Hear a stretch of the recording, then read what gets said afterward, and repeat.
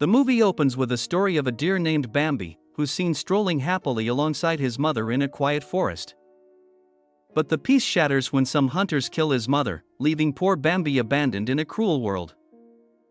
Years later, he has grown up and meets his mate, with whom he has a child. They live happily and teach their child about the ways of the world, including the dangers. Unfortunately, one day, Bambi's mate is run over by a truck and dies, while his child vanishes in panic. Someone then knocks Bambi down with a brutal blow, before dumping toxic chemicals into the woods. When Bambi awakens, he's devastated by the loss of his family and goes to a river, where he drinks contaminated water mixed with chemicals. But this results in a horrific transformation that mutates him into a monstrous creature. In the next scene, we see three hunters in the woods named Tyler, Michael, and Eddie. After target practice, they walk away while throwing bird carcasses everywhere for some unknown reason. Elsewhere, we meet a woman named Xana, who's furiously arguing with her ex-husband, Simon, over the phone. He insists he's tied up on a work trip, so Xana curses him before hanging up the call. She and her son, Benji, then climb into a van with the driver, and we soon learn that they're on their way to Simon's parents' house. After driving for a while, Benji begins to feel sick, so the driver searches for some candy to ease his nausea. But then all of a sudden,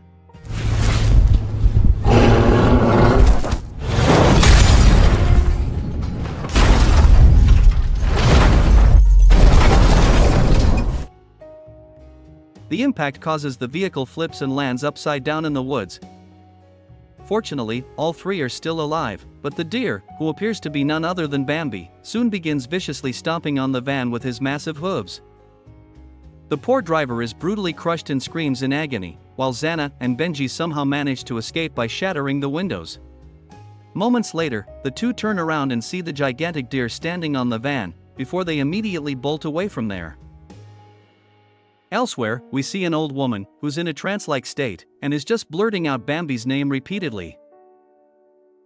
The scene then cuts to a house in the woods, where we see Simon's brothers, Josh and Andrew, along with Andrew's wife, Harriet. Harriet is annoyed that Xana and Benji are taking so long to show up, and we learn that there's no signal in the area. It turns out they even disconnected the only landline because their dementia-stricken mom, Mary, kept calling the police. Their mom is actually the old woman from earlier, who's outside in a disoriented state, so Harriet brings her in. Later, Harriet makes Mary sit in the living room and scolds Andrew's son, Harrison, for not watching his grandma. But he responds rudely and says she can't tell him what to do because she's not his real mother. Just then, Mary has strange visions and whispers, "They're here," which the others don't understand. But when Harriet storms out of the room, she finds Xana and Benji panting outside the door. Elsewhere, we see the three hunters, who are driving through the woods while speaking to their boss on the phone. Michael assures the boss that they're on the way back, and everything is on track. The scene then returns to the house, where Xana tells the family about the accident and feels guilty that they left the driver behind. Josh thus decides he will go check on the driver and, hopefully, find a signal to call for help. After he leaves, Xana is horrified to see that Benji's leg is badly injured. Meanwhile, the hunters have found the wrecked van, and they also pick up the phone Xana had left behind. They suddenly hear growling noises in the distance and position their rifles to defend themselves. Back at home, Mary has visions of Bambi, and she begins sketching him while humming a song. At the same time, the hunters are carefully scanning the woods when they hear a noise in the distance. Tyler fires a shot, but tragically, it strikes poor Josh, who was simply walking while searching for a signal. The hunters soon are horrified to realize they have just killed an innocent man, so Tyler starts to panic, but Michael forces him to calm down and orders them to load the body into their truck. Back at home, Mary approaches the window and notices that the yard lights are constantly flickering on and off. Benji, meanwhile, looks at his grandma's drawings and sees that every picture is of a deer with an enormous stag. He then approaches Mary when, all of a sudden, a dead bird crashes into the window. At the flickering lights, Benji is horrified to catch a glimpse of Bambi, so he immediately summons his mom, who soon arrives and is shocked to see the massive deer. They flee immediately, while Bambi smashes the door and barrels into the living room. The crazy deer soon crashes into the kitchen and terrifies Harriet, Andrew, and Harrison, who quickly hide behind a cabinet. Shortly after, Harrison and Andrew carefully leave, but Bambi finds Harriet, prompting her to dash into the bathroom. She tries to open a window, but Bambi manages to push the door with his hooves and smashes through the wall into the bathroom. The deer strikes Harriet in her damn buttocks, but she manages to escape from the window and falls to the ground. Afterward, all the family members reunite and get in a van so they can get the hell out of this place. As Andre struggles to start the vehicle, the family sees Harriet running for her life, with Bambi chasing her closely. But unfortunately,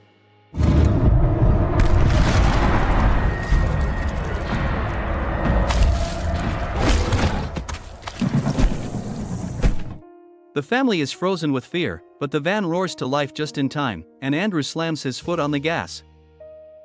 However, Bambi bolts after them, and Mary begins humming a low, eerie tune that makes the tension even heavier. The monstrous deer quickly catches up and rams his antlers into the van, attempting to force it off the road. Despite this, Andrew pushes the van to its limit, and they finally manage to escape in the nick of time.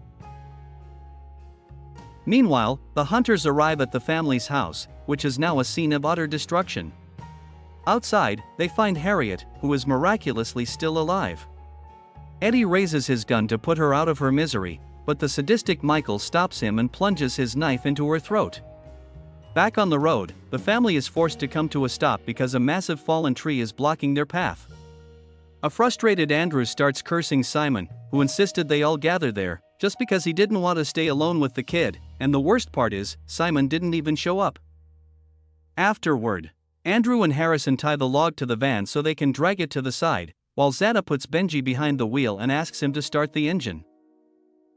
But suddenly, they are horrified to notice Bambi right in front of them, so Xana shouts at her son to drive, but they have no idea the rope is tangled around Andrew's feet, and the van brutally drags him down the road at full speed.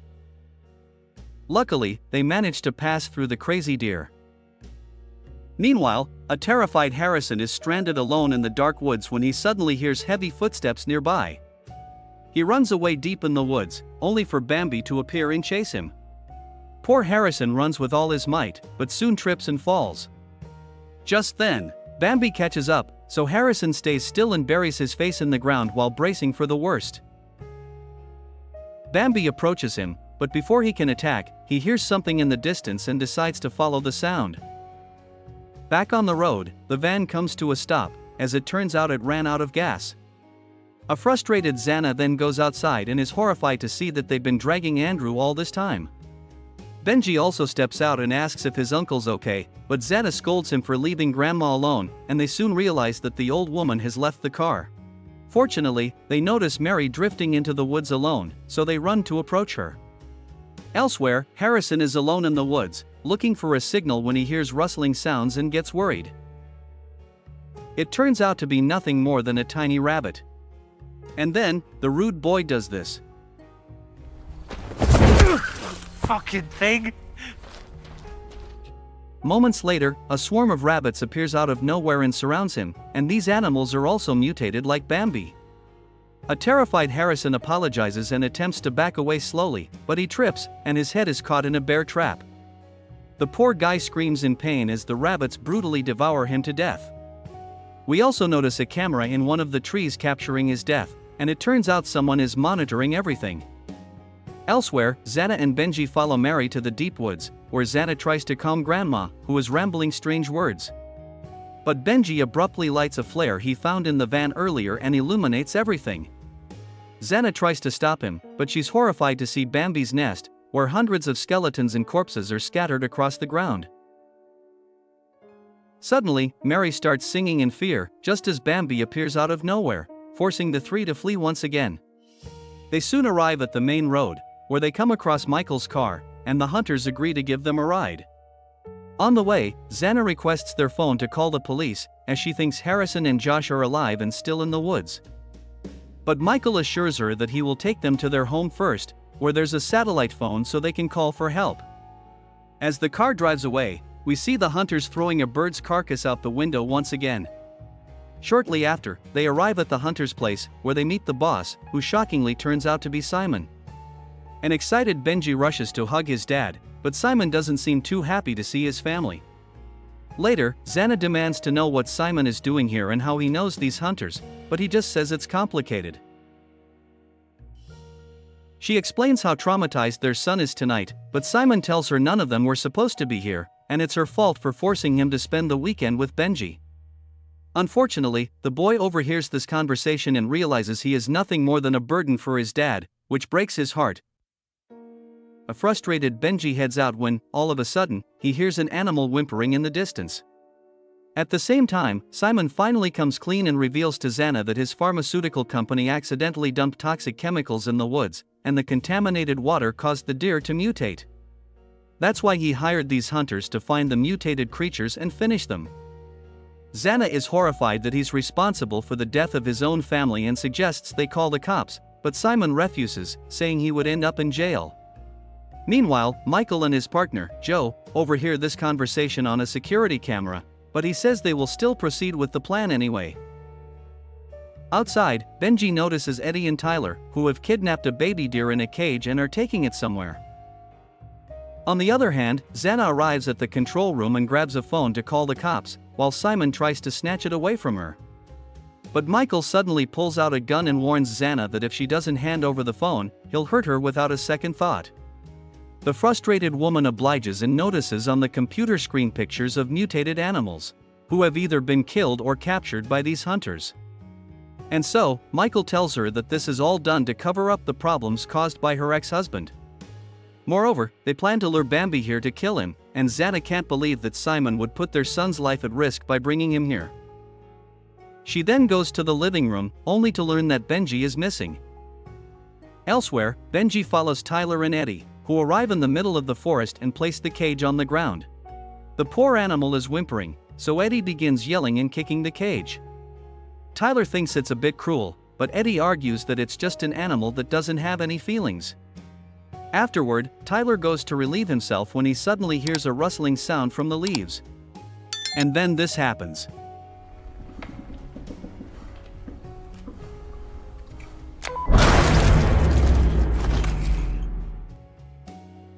Back at the house, Xana rushes out, yelling her son's name, but she's horrified to discover Harrison and Josh's bodies lying around, which the hunters had hidden.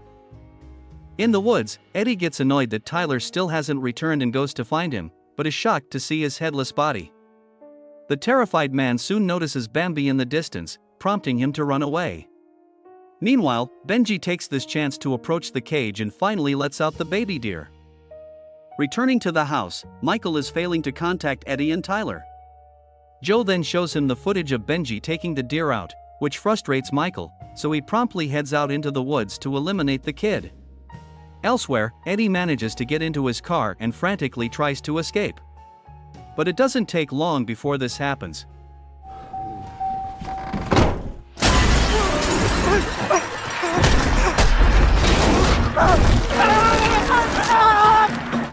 Despite getting badly injured, the desperate man crawls across the ground, but Bambi slams him with his massive hoof, before brutally ripping his head off. Meanwhile, Michael has arrived in the forest and finds the cage empty, so he calls Joe to ask where the kid is. But we see a terrified Joe packing her things and trying to escape this doomed place.